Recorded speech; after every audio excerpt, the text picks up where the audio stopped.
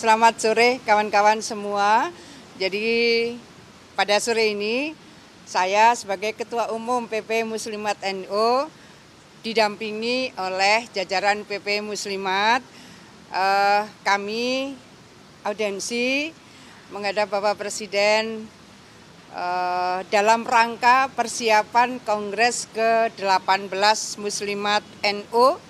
Insya Allah akan diselenggarakan tanggal 11 sampai 16 Februari bulan depan. Jadi didampingi kebetulan Menteri KPPA ini adalah sekretaris panitia, dan panitia ini dibentuk sejak bulan Agustus yang lalu. Jadi beliau hadir membersamai kami sebagai sekretaris panitia Kongres yang juga wakil sekretaris PP Muslimat NU. Bersama saya ada sekretaris umum, kemudian ketua SC, steering komite, ketua OC, dan Bendum. Kami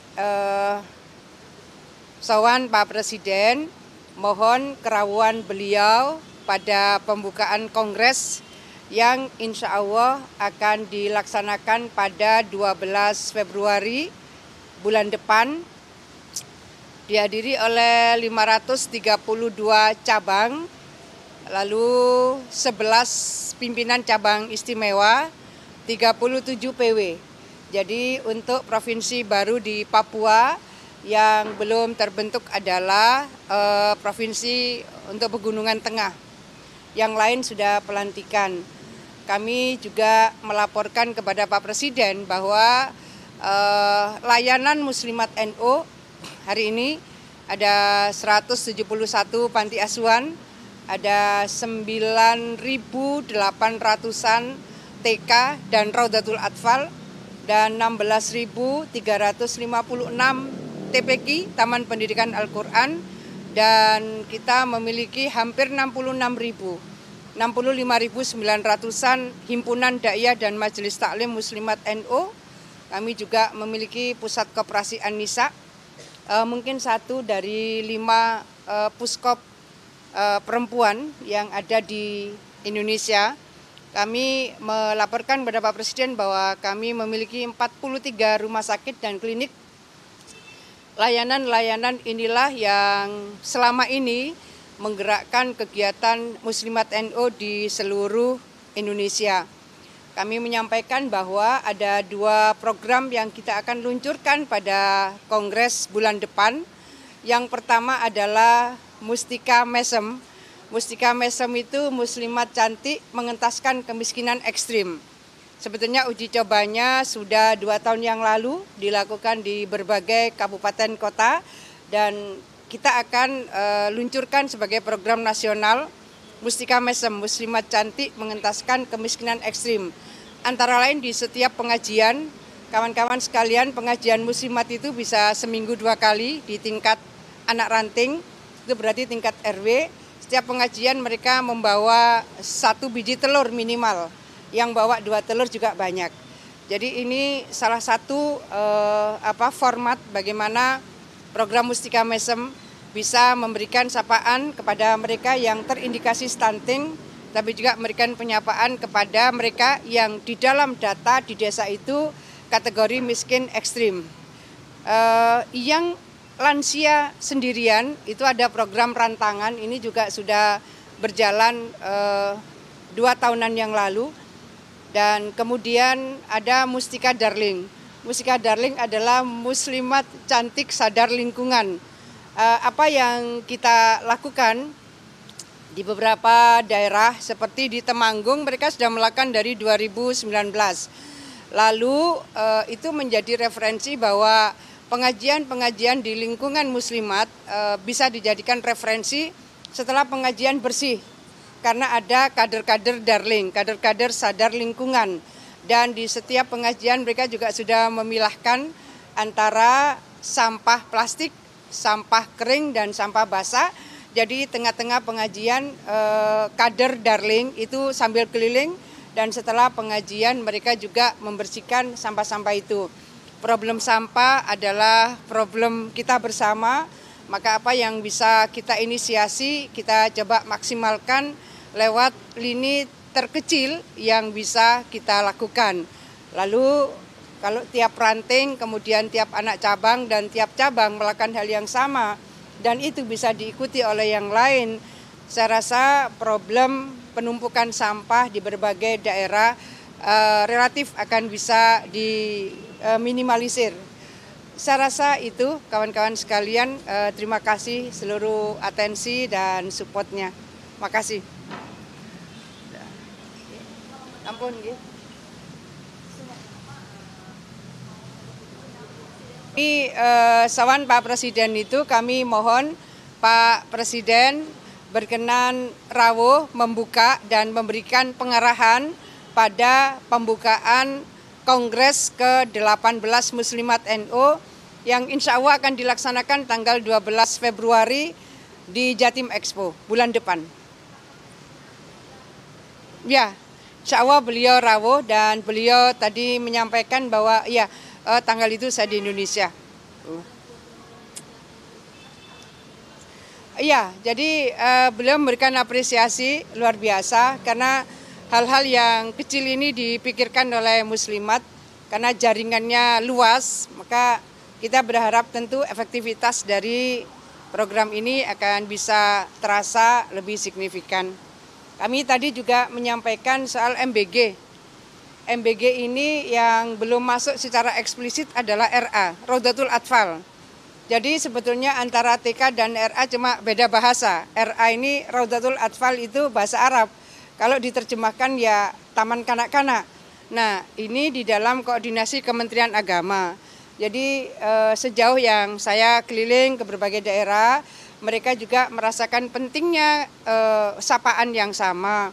Jadi kemungkinan kalau belum tersapa, karena perluasan aja yang harus dilakukan. Kami menyampaikan bahwa RA juga sebaiknya masuk di dalam coverage program MBG. Gitu. Besar sekali. Jadi kalau Muslimat saja kira-kira 3.600-an.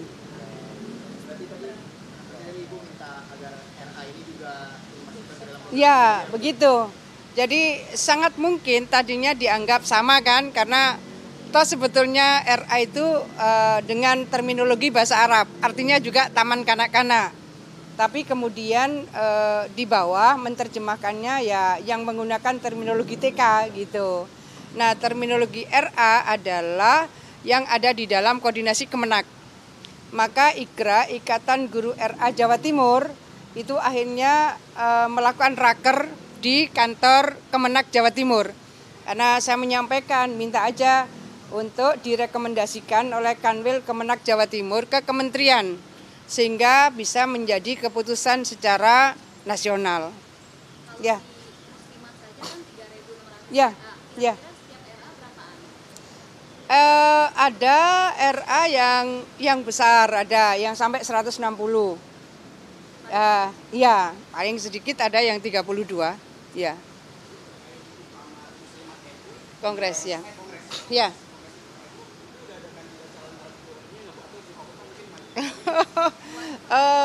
Ya, nanti kita serahkan forum aja ya. Ya. Nanti kita mengalir aja. Ya. Makasih ya kawan-kawan semua.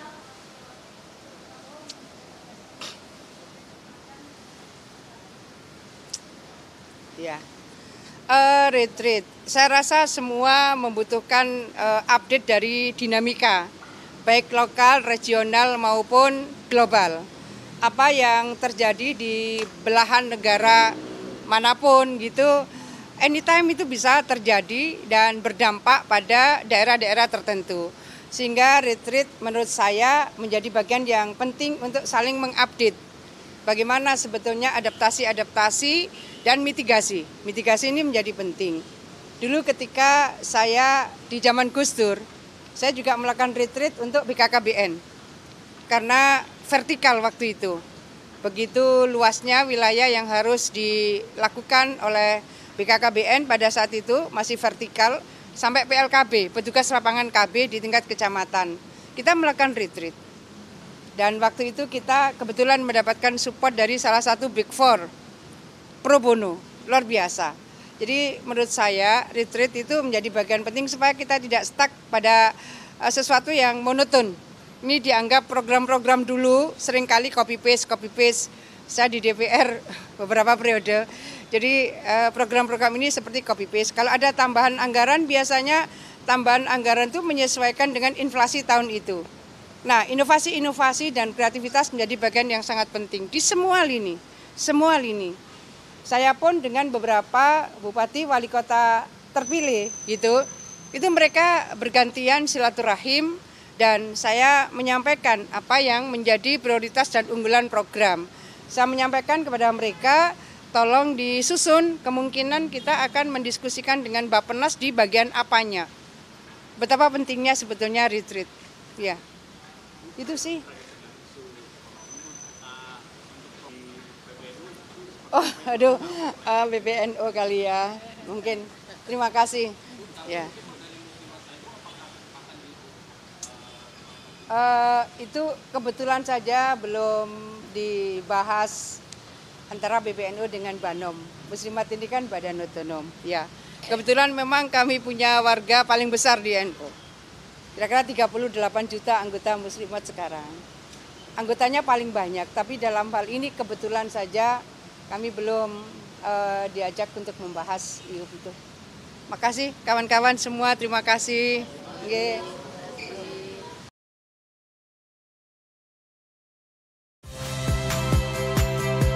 Saya Friska Clarissa. Saksikan program-program Kompas TV melalui siaran digital, pay TV, dan media streaming lainnya. Kompas TV, independen, terpercaya.